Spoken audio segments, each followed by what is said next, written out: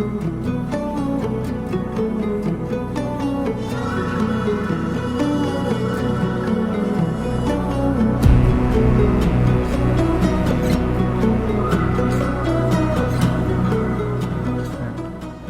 Ice, నేను మీ పెరుగు packet. Visakhapatnam నుంచి సుమారు ఒక 25 కిలోమీటర్లు భీమిలి వైపు ప్రయాణించిన తర్వాత అక్కడి నుంచి ఒక లెఫ్ట్ తీసుకుంటే వచ్చేది ఈ పావురాల కొండ అనమాట. నేరో రోడ్డు విలేజ్ బ్యాక్డ్రాప్లో మనం కాసేపు అలా ట్రావెల్ చేసి వెళ్తే కొండ మీదకు ఒక దారి కనిపిస్తుంది. అక్కడ ఆల్రెడీ టూరిజం వాళ్ళు లేకపోతే ఈ ఆర్కియాలజీ డిపార్ట్మెంట్ వాళ్ళు ఒక గేట్ నిర్మించారనమాట. దాన్ని దూక్కుని ఈ పావురాల కొండ మీదకి వెళ్ళాలి. ఆ గేట్ నుంచి 2 కిలోమీటర్ల దూరంలో మన డెస్టినేషన్ ఉందన్నమాట.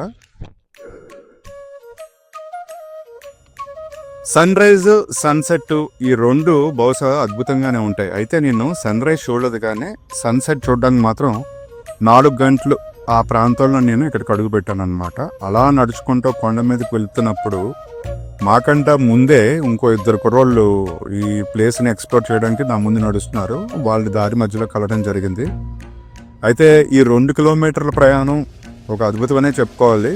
డెన్స్ ఫారెస్ట్ నుంచి నడుస్తున్న ఫీలింగ్, అక్కడ సన్ సెట్ అవుతున్నప్పుడు ఆ కనిపించిన సీనిక్ బ్యూటీ చాలా అంటే చాలా అద్భుతం అన్నమాట. ఎక్సైట్మెంట్ తోటి, చాలా క్యూరియస్నెస్ తోటి మనం పైకి వెళ్ళడం అనేది జరిగింది. అసలు అక్కడ ఏముంటుంది అని చెప్పి, ఎందుకంటే ఒక ఫాలోవర్ నాకు లీడ్ ఇచ్చారు, మీకు వీలు ఉన్నప్పుడు ఈ ప్లేస్ ఎక్స్ప్లోర్ చేయండి అని.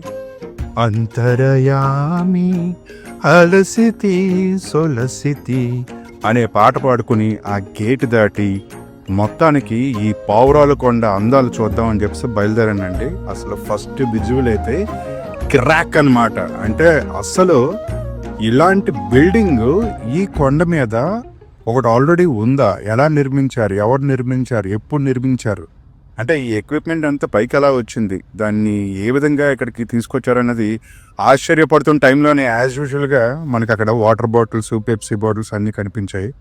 ఎందుకంటే అది మన ల్యాండ్ మార్క్ కాబట్టి ఎక్కడికి వెళ్ళినా సరే ప్లాస్టిక్ పడేస్తూ ఉంటాం. సరే అవన్నీ దాటుకుని వచ్చి చూస్తే అక్కడి నుంచి వ్యూ ఉందండి. అసలు నిజంగాను ఇక్కడ కూర్చుంటే ఏదో సినిమా డైలాగ్ గుర్తొచ్చిందండి. మలుపు తిరుగుతుందంటారు చూడండి, ఆ మలుపులన్నీ ఇక్కడి నుంచి అద్భుతంగా కనిపిస్తూ, ఆ సముద్రం ఏదో ఒక చిత్రపటం అన్నమాట. అంటే ఒక స్లేట్ లాగా కదలకుండా స్టిల్గా, అసలు అమేజింగ్ ఎక్స్పీరియన్స్.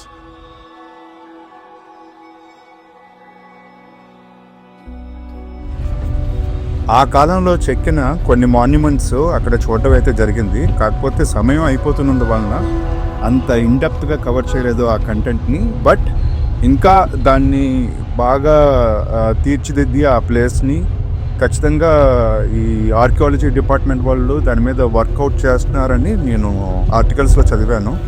మంచిదే, ఒకవేళ అది కానీ ఓపెన్ అయిందంటే మన తొట్లకొండలో దీనికి కూడా ఒక టూరిస్ట్ అట్రాక్షన్ స్పాట్ కింద తయారవుతుంది. అండ్ చరిత్రను తెలుసుకోవడానికి కూడా మనకి చాలా ఉపయోగపడుతుంది. నేను గూగుల్లో చూసిన దాని ప్రకారం ఇక్కడ చాలా బావిలు ఉండేవి, ఆ బావిల్లో చాలా వాటర్ స్టోరేజ్ జరిగేది. మరి ఇక్కడ మెడిసినల్ ప్లాంట్స్ని కల్టివేట్ చేసేవారా లేదా అన్నది క్వశ్చన్.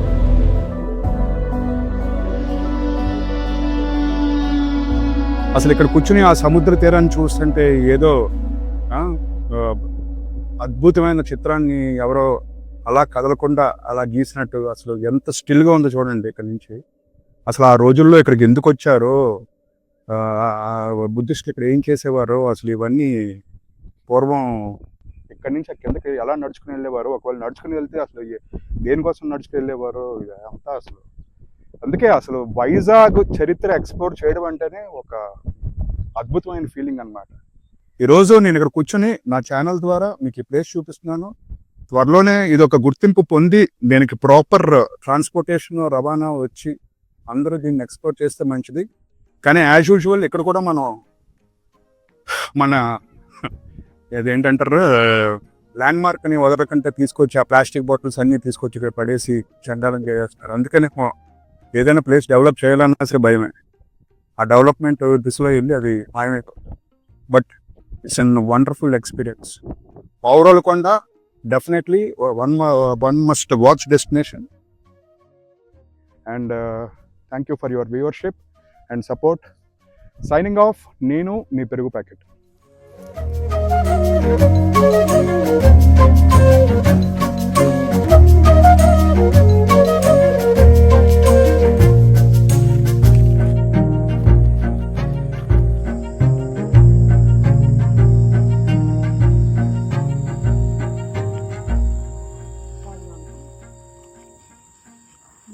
కనిపిస్తుంది కాకపోతే